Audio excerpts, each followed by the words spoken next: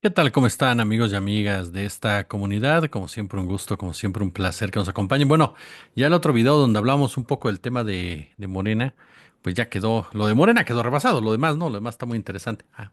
Digo yo.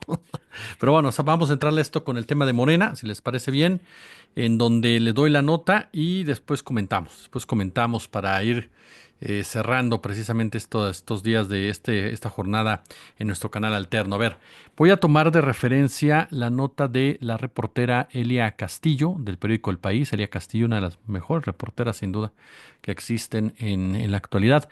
A ver, señala lo siguiente: austeridad, nada ropa cara, fiestas ostentosas, ropa de marca o viajes en primera, prohibición de actos anticipados de campaña y cargos heredados. Estos son los puntos fuertes del documento interno que ha aprobado este domingo Morena en la reunión de su Consejo Nacional.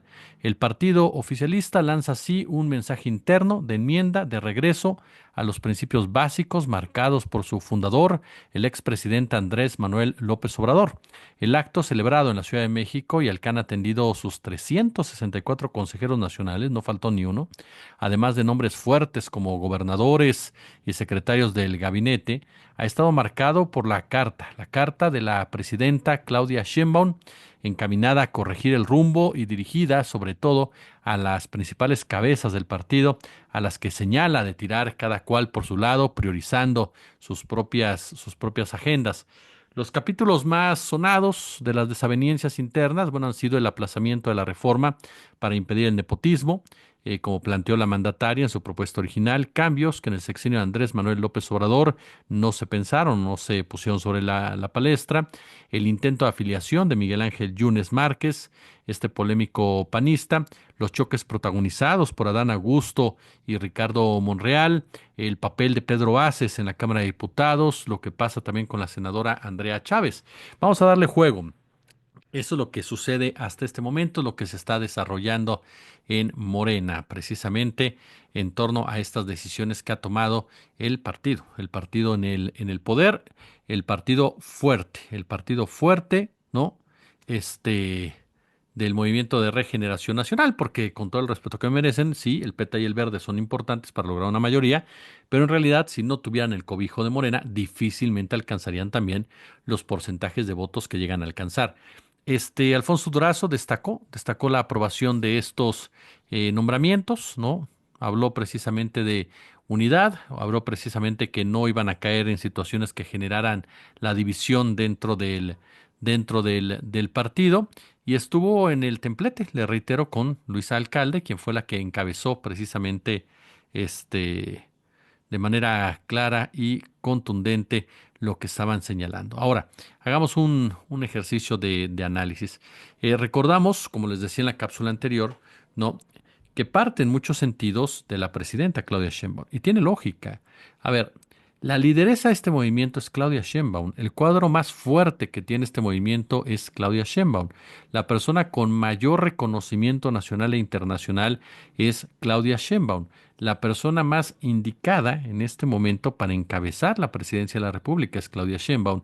Con todo el respeto que me pueden merecer Adán Augusto, Ricardo Monreal, Marcelo Ebrard, Gerardo Fernández Noroña, yo no veo a ninguno de ellos cuatro asumiendo las responsabilidades que ha hecho hasta el momento Sheinbaum frente a Donald Trump y frente a otro tipo de situaciones, además de darle una continuidad real, profunda a lo que es la política social que inauguró el presidente Andrés Manuel López Obrador. ¿Por qué no los veo? Por sus propias agendas, por sus propias maneras de hacer política, por sus propias maneras de reaccionar ante los diversos temas, por su propio carácter incluso, así como vemos a un Ebrard, que es un hombre de una tendencia más neoliberal, para el cual, ¿no?, el tema de la política social no pasa directamente por los principios obradoristas, sino más bien por los principios salinistas, pues no lo veía a él tomando determinaciones relacionadas a pensar en que por el bien de todos primero los pobres, a tal grado que Ebrard es una de las manos que hoy por hoy opera hasta para echar hacia atrás medidas que se tomaron en el obradorismo para proteger la salud de los mexicanos y mexicanas, porque considera que ya pasaron a mejor vida y que por lo tanto ahora se tiene que pensar también en un equilibrio con los empresarios. Por eso el tema del etiquetado está tapado en el Poder Legislativo, por esa alianza de Ebrard con los líderes parlamentarios. Y esto ya trajo incluso esta situación de Mario Delgado, en donde seamos claros, Sheinbaum le corrigió la plana a Mario Delgado. Mario Delgado salió, informó, por más que de repente hubo quienes quisieron desviar la atención en ese punto, el propio Mario Delgado salió y anunció acuerdos con México, con este grupo de empresarios. No es ni siquiera opinión de su servidor, viene en la nota de la jornada, viene en la nota que dio a conocer la CEP. Ajá. Entonces, la que sale y le pone un alto a Mario Delgado es Sheinbaum. Lo hace de una manera como su estilo, decente, tranquila, sin aspavientos, sin confrontación, pero sí con un mensaje tan claro de decir, aquí no hemos llegado a esos acuerdos. Y Mario no puede llegar a esos acuerdos. Esa línea se le olvida a mucha gente, ¿eh? Pero el simple hecho de que una presidenta salga y diga el secretario no puede llegar a esos acuerdos, lo estás desautorizando.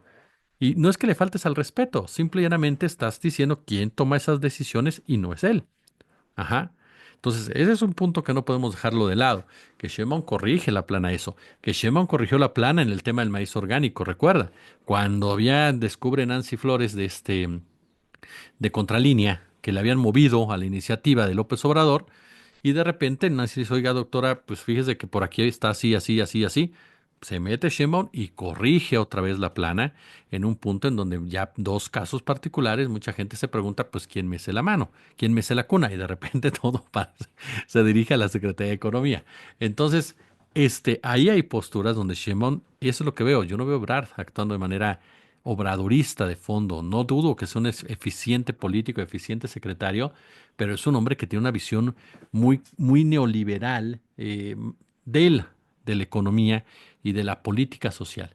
En el caso de Adán Augusto y en el caso de Ricardo Monreal, pues son personajes forjados en el PRI. Es decir, así como Ebrard se forjó en el PRI durante un buen rato y tuvo de maestro a este Manuel Camacho, Adán Augusto y Monreal son dos personajes forjados en la manera de hacer las cosas en el PRI. Monreal brinca al PRD no por una cuestión ideológica, ya lo hemos dicho, brinca al PRD porque no le dieron una candidatura, porque se pelea con Cedillo y aprovecha precisamente ese movimiento ya en Zacatecas que estaba tomando fuerza y que había un hartazgo total por el priato. Entonces, Monreal gana una elección de esa manera, pero él no es que fuera un hombre de izquierda, él era un priista y sigue siendo un priista. Vale nada más la pena escuchar la forma en cómo maneja muchos de los temas, en cómo trata de llegar a acuerdos. ¿Sobre quién busca los acuerdos, Monreal? No los busca sobre la clase trabajadora, no los busca sobre el ciudadano. Monreal los busca sobre el empresariado. Vea usted cómo actúa Pedro Aces con el tema de los toros, o cómo actúan con el tema de los bancos, o cómo actúan incluso con el tema de las 40 horas. O sea, en realidad son personajes que tienen una visión netamente también más cercana al neoliberalismo sedillista que al obradorismo, tal cual.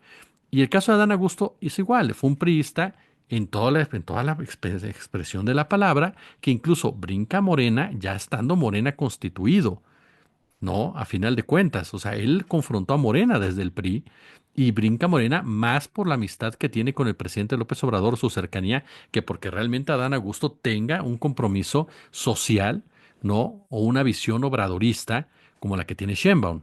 Y en el caso de Fernández Noroña, su propio carácter. Las declaraciones que hace Fernández Noroña a ciertas preguntas válidas de la audiencia, como lo de las 40 horas y otras más, yo no me imagino a Fernando Noroña topándose con Trump, ¿sí me entiende? Ese mismo carácter Fernando Noroña lo lleva a caer en exabruptos, que a algunos les parecen muy bien, pero en política muchas veces requieres esa cabeza fría, esa templanza, esa inteligencia emocional que ha mostrado en algunas ocasiones, pero que en realidad no es un personaje tampoco que tenga ese liderazgo emocional, ¿no? Entonces, en realidad, pues yo no veo ninguna de esas corcholatas en su momento haciendo lo que hace Claudia Sheinbaum. Esa es la verdad. Por eso el propio López Obrador decía, Sheinbaum va a ser mejor presidenta que yo. Ajá. Y la mejor para este cargo es Sheinbaum. Entonces, partiendo de esa lógica, porque señalamos a los grupos de poder que hay en Morena y que son estos personajes también, que están ahorita diseminados en gabinete y poder legislativo, Sheinbaum es la figura moral también de Morena. Es la que asume la representación moral y ética de Morena. Y es la que en su momento dice, ¿sabes qué? Ajá, no podemos olvidarnos de quiénes somos. Esa frase es contundente de Sheinbaum. No podemos olvidar de quiénes somos, no podemos olvidar para qué llegamos. Y la hace en un momento en el que parecería que hay grupos que están olvidando para qué llegaron, que parecería que hay personajes que olvidan para qué llegaron y por qué llegaron. Y creo que el hecho de que Sheinbaum se posicione como ese personaje que guía al partido en ese ámbito es indispensable para que el movimiento no se pudra. Es indispensable para que el movimiento no se olvide de sus raíces. Porque si hay alguien que entiende el poder, es Claudia Sheinbaum. Y lo entiende de manera muy clara. No es el poder por el poder, no es el poder por imponer mis condiciones, no es el poder para que yo haga lo que yo quiera. Porque mire que en todos estos meses pudo haber respondido y haber hecho eso, ¿eh? Es el poder para hacer las cosas, es el poder para cambiar las cosas, es el poder para mover las cosas. Es el poder que no me lleve a someterme ante los intereses fácticos. De ahí, por ejemplo, vemos de repente ese enojo cuando quieren frenar una reforma, cuando hablan de censura y de repente dicen, ok, vamos a abrir foros para que no digan que los estamos censurando, pero nada cambia. Ajá. De repente es esa negociación que les decía el otro día, uno puede estar, pues sí, que queremos la reforma de las 40 horas de inmediato, pero no podemos evitar, no podemos olvidar que el poder económico es un poder muy fuerte y que juega un papel y más en un momento de crisis como el mundial como la que viene ahora. Yo no justifico, simplemente entiendo o trato de entender los escenarios políticos y veo una voluntad política de decir, vamos a aplicar la jornada. No se puede de manera total, porque no hemos hecho ningún cambio de manera así. Ajá. Y lo único que nos queda ante el poder económico también es negociar, pero ya no es negociar desde una posición de sometimiento. Es decirles, a ver, Carlos, a ver, Ricardo, a ver, Larrea, a ver, a todos, se va a aplicar. La única forma que lo vamos a hacer es llegar a un acuerdo con ustedes que no les pegue tanto en un momento dado, pero se va a aplicar. Ajá. Y habrá empresarios que lo entiendan, y habrá empresarios como Salinas Pliego que lance campañas ridículas de la mano de La Torre, o los Vázquez Raña de la mano de Paco Sea, ¿no? Pero esa es una posición diferente, diferente a la que tenía a la que tenía Peña, Calderón o Fox, que era de total sometimiento, de total sometimiento. Entonces, cuando la doctora lanza esta carta, es fundamental. Cuando dice cero nepotismo, y ahí viene la molestia también de la doctora, cuando la doctora dice cero nepotismo y cero reelección para 2027. Y el verde dice a mí no me conviene, y el PT dice a mí no me conviene, y por lo tanto, pues no lo vamos a aprobar. Y tienes que entrar a una negociación en donde dice, ¿sabes qué? Entonces para 2030. Pero la doctora juega muy bien sus cartas, muy bien sus cartas, demuestra que tuvo un buen maestro político, y le recuerda a Monreal y a Dan Augusto quién es ella. Porque ellos festejan ese acuerdo de decir, pues sí, es que era necesario. Y muchas voces dijeron, no, si era necesario el verde y el PT, sin duda. Pero algo que dice muy cierto Adán Augusto y dice Monreal, es pues era necesario, más, casi, casi. Ni modo. Dice Sheinbaum cierto, pero en Morena sí se puede aplicar. Y entonces ya cambió el panorama. Ya no se trata del verde, se trata del PT, se trata de Morena. Yo hubiera querido ver que algunos de los consejeros nacionales de Morena fueran en contra de esta carta de Sheinbaum. Ninguno. ¿Por qué? Porque no les conviene. No le conviene. No le conviene a ese sector opositor que hay en Morena, y qué bueno que haya un sector opositor en Morena, porque el PAN y el PRI sirven para dos cosas. Tampoco enfrentarse con la doctora Sheinbaum. Tampoco caer en una diatriba para defender únicamente sus intereses, porque van a perder ante la ciudadanía. Porque la ciudadanía no es tonta. Porque la ciudadanía sabe qué está bien y qué está mal, y la ciudadanía respalda lo que está bien. Entonces, a mí me parece que esta reforma que se lanza es una reforma correcta, es una reforma ética. Es una reforma ética, es decir, no se valen cargos heredados, punto. No se vale que el esposo ponga al esposo y luego la esposa ponga al hijo y luego el hijo ponga la otra vez al papá. No se vale. Ajá. No se vale, por supuesto, caer en el nepotismo de decir, ah, pues ahora ahí estaba Evelyn Salgado y ahora va Félix, ¿no? No se vale. Ujú. No es correcto, no es democrático. Son puestos por ambiciones, no por ideas. Es así de simple. Espérate a que termine un periodo y espérate el siguiente y ya te candidateas, güey, no pasa nada. Ajá. Pero son formas de ver la política. Y entro a ese punto. ¿Por qué es tan importante esto de la ética? ¿Por qué es tan importante el tema de las campañas adelantadas que surge ante la figura de Andrea Chávez? Andrea Chávez, senadora que es un cuadro joven de Morena, sumamente popular en Chihuahua, que tiene desde hace tiempo un buen manejo de medios de comunicación, que fue considerado uno de los cuadros importantes jóvenes de Morena, este, lleva a cabo una campaña en donde aparecen ambulancias que son necesarias, o sea, la campaña, las acciones sociales son necesarias, efectivamente. Y esas acciones son de una ambulancia que se requiere en esos lugares y que la gente aplaude. ¿Cuál es el problema? Que tú rotules tu rostro, porque eso ya se hace como una campaña anticipada. Si no violentando la ley, sí éticamente. Ajá, eso es un hecho. Entonces, a partir de ahí viene la molestia, incomodidad o señalamiento de la presidenta. Hay gente que me dice, oye, pero claro que en Chihuahua hay ataques contra Andrea Chávez. Pero por supuesto, Maru Campos es una gánster, o sea, es la verdad. Ajá. Es gangsteril el gobierno de este Maru Campos. ¿Va cómo persiguió a Corral? ¿Ha perseguido a Andrea Chávez? Claro que sí. Pero eso no exime del otro. ¿Sí me entiende? O sea, esa es una cosa. Y que incluso se paga a medios, a la Raqui, a Loret, por supuesto que sí, para estarle pegando a la senadora. Eso es cierto. Pero eso no exime del otro. No exime de que no tengas que caer en esos actos. Puedes llevar a cabo esas mismas acciones sin que tu rostro aparezca. Simplemente. Y no solamente es el caso de ella. Hay otros personajes, y esto lo dijo Fran Noroña, que por eso decía Fran Noroña, la ley no es personal. O sea, hay otros personajes que han actuado de esa forma. Como el caso de la señora Guadiana, señorita Guadiana también, hija de Armando Guadiana, que también un personaje impresentable. Ajá. Entonces, se trata simplemente que Morena entienda y se institucionalice de que hay normas que debe de cumplir. El caso de Yunes fue una de las grandes victorias hasta el momento de los obradoristas ideológicos, que no dejaron pasar a Yunes. Cuando ya los obradoristas legislativos habían dicho que sí, lo habían festejado y se habían tomado fotos con él. Porque insisto en lo que les dije, conseguir el voto de Yunes es política. Convertirlo en militante de Morena ya es otra cosa. Y eso fue lo que ya pusieron ese punto. Las declaraciones de Sheinbaum sobre Laida Sansores fue otro punto en donde dijo, yo no lo haría. Y empezó a marcar una distancia con los demás. Entonces, por eso es tan importante la ética política. Yo entiendo el pragmatismo, pero la ética política es fundamental para poner límites. Ahora, yo le soy y le reitero, se lo dije en la cápsula pasada y se la reitero, yo no creo que Morena se esté convirtiendo en el PRI. Yo no creo que Morena esté convirtiendo en el PRD, sinceramente. Y mire que lo he platicado con muchos amigos de izquierda y se los digo, yo creo que son momentos de definiciones. A ver, y ya con esto voy terminando. Andrés Manuel López Obrador forma a Morena a su imagen y semejanza, es cierto. No lo digo de manera peyorativa, sino de manera descriptiva. Y uno de los puntos claves que entiende Andrés Manuel que es para llegar a la presidencia necesita distintas voces, necesita distintos respaldos.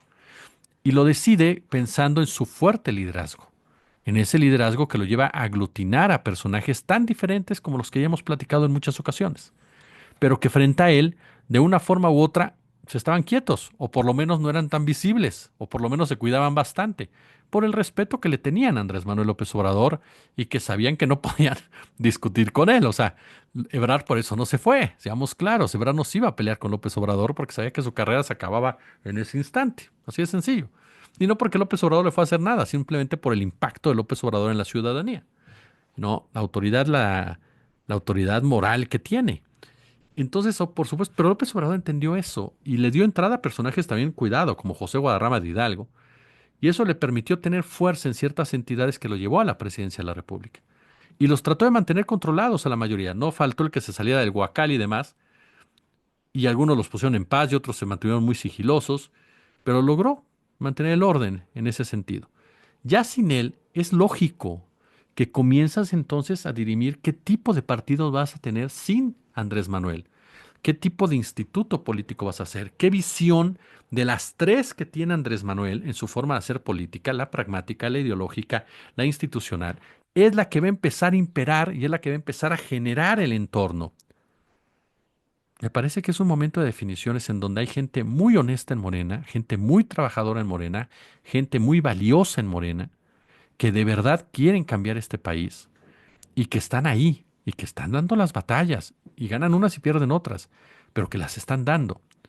No creo ni veo que se esté convirtiendo en el PRI o PRD. Creo que están definiendo y creo que ese morenismo obradorista ideológico es el que se está imponiendo en muchas cosas a brazo partido. Así se lo pongo, a brazo partido. Y es normal, porque hay ideologías y formas de hacer política distinta. Hasta es generacional. Y es hasta una cuestión de intereses. El tema es aquellos o aquellas que de una u otra manera no lo entiendan, se van a empezar a aislar. Se van a empezar a aislar, van a empezar, obviamente, a ser personajes que van a tener que buscar su salida por sus propios espacios sin la fortaleza que te da este movimiento. Y habrá decisiones, yo insisto, perdón, habrá decisiones en un futuro. Claro que las habrá. Es hasta sano políticamente. Esa es la verdad de las cosas. El problema es cuando te dicen es que se transforman en tribus. Yo no creo que sea una cuestión de tribus. Yo creo que es una cuestión de ideologías. El problema de las tribus es que las tribus buscan el poder por el poder. Y esos grupos saldrán de ese partido. Chocarán con los que no lo ven así y buscarán crear su propio partido. O se quedarán, pero serán derrotados por una mayoría. Mientras la institucionalización del partido vaya de la mano de la ideología correcta del partido, Morena, con todos los problemas que tenga por delante, saldrá avante. Y con un liderazgo como el de Claudia Sheinbaum, me parece que puede dar un brinco muy, pero muy positivo para el país, a una costa de aquellos y de aquellas quienes no les gusta que les pongan límites. Como siempre, un gusto, como siempre, un verdadero, pero verdadero placer. Pulgares arriba.